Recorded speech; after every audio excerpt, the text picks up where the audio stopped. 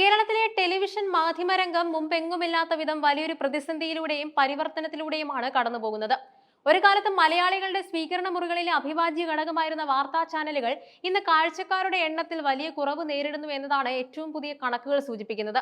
ചാനലുകളുടെ ജനപ്രീതി അളക്കുന്ന ഔദ്യോഗിക ഏജൻസിയായ ബാർക്ക് പുറത്തുവിട്ട ഏറ്റവും പുതിയ റേറ്റിംഗ് കണക്കുകൾ ഈ വസ്തുത അടിവരയിടുന്നുണ്ട്. പ്രമുഖ ചാനലുകളുടെ എല്ലാം പോയിന്റുകളിൽ വൻ ഇടിവ് രേഖപ്പെടുത്തിയിരിക്കുന്നത് മാധ്യമലോകത്തെ ആശങ്കയിലാഴ്ത്തിയിട്ടുണ്ട്. വാർത്താ ചാനൽ രംഗത്തെ കുലപതിയായ ഏഷ്യാനെറ്റ് ന്യൂസ് ഇപ്പോഴും ഒന്നാം സ്ഥാനത്ത് തുടരുന്നുണ്ടെങ്കിലും അവരുടെ പോയിന്റുകളിൽ സംഭവിച്ച ഇടിവ് ശ്രദ്ധേയമാണ്. കഴിഞ്ഞ ആഴ്ചയിൽ 90 പോയിന്റ് ഉണ്ടായിരുന്ന ഏഷ്യാനെറ്റ് ന്യൂസിന് ഈ ആഴ്ച 85 പോയിന്റ് മാത്രമേ നേടാനായുള്ളൂ. അതായത് ഒറ്റയടിക്ക് 5 പോയിന്റിന്റെ നഷ്ടമുണ്ടായിരിക്കുന്നു. വലിയ വാർത്തകളോ വിവാദങ്ങളോ ഇല്ലാത്ത ആഴ്ചകളിൽ പ്രേക്ഷകർ ചാനലുകളിൽ നിന്ന് വിട്ടുനിൽക്കുന്നു എന്നതിന്റെ വ്യക്തമായ സൂചനയാണിത്. രണ്ടാം സ്ഥാനത്തുള്ള റിപ്പോർട്ടർ TV 73 പോയിന്റോടെ തങ്ങളുടെ സ്ഥാനം ഭദ്രമാക്കിയിട്ടുണ്ട്. മുൻ ആഴ്ചയിലെ അതേ പോയിന്റ് നിലനിർത്താൻ സാധിച്ചു എന്നത് റിപ്പോർട്ടറെ സംബന്ധിച്ചിടത്തോളം വലിയ നേട്ടമാണ്.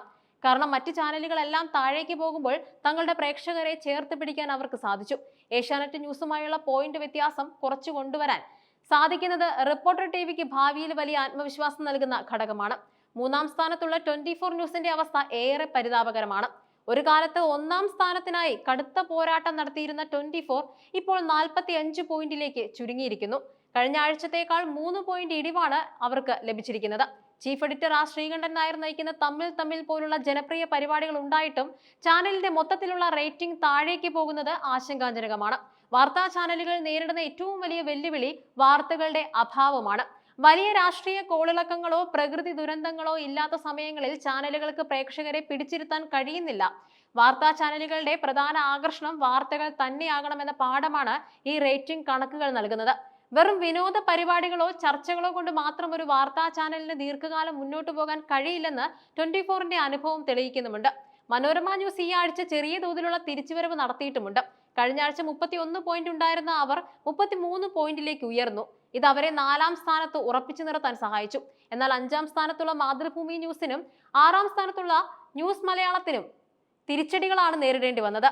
ജനം TV, Kairali news, news 80 Keralam എന്നീ ചാനലുകൾ പട്ടികയിൽ പിന്നിലായി തുടരുന്നു. മലയാളികൾ വാർത്തകൾ കാണുന്ന രീതിയിൽ വലിയ മാറ്റം വന്നിട്ടുമുണ്ട്.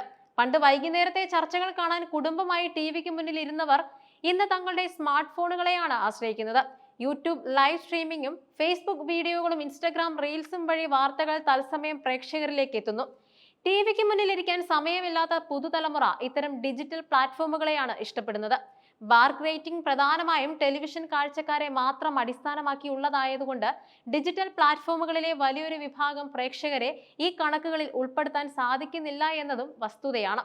വാർത്താ ചാനലുകളുടെ എണ്ണം വർദ്ധിക്കുന്തോറും പ്രേക്ഷകർ വിഭജിക്കപ്പെടുകയാണ് ചെയ്യുന്നത്. ഈ സാഹചര്യത്തിലാണ് ബിഗ് TV എന്ന പേരിൽ പുതിയൊരു വാർത്താ ചാനൽ കൂടി കേരളത്തിൽ പ്രവർത്തനം ആരംഭിക്കാൻ പോകുന്നത്. ഇതിനോടകം തന്നെ നിരവധി ചാനലുകൾ ഉള്ള കേരളം പോലെ ചെറിയൊരു സംസ്ഥാനത്ത് പുതിയൊരു ചാനൽ കൂടി വരുമ്പോൾ അത് നിലവിലുള്ളവരുടെ നിലനിൽപ്പിനെ ബാധിക്കും. റിപ്പോർട്ടർ TVയെ സംബന്ധിച്ചിടത്തോളം ബിഗ് TVയുടെ വരവ് വലിയൊരു വെല്ലുവിളിയാകാൻ സാധ്യതയുണ്ട്.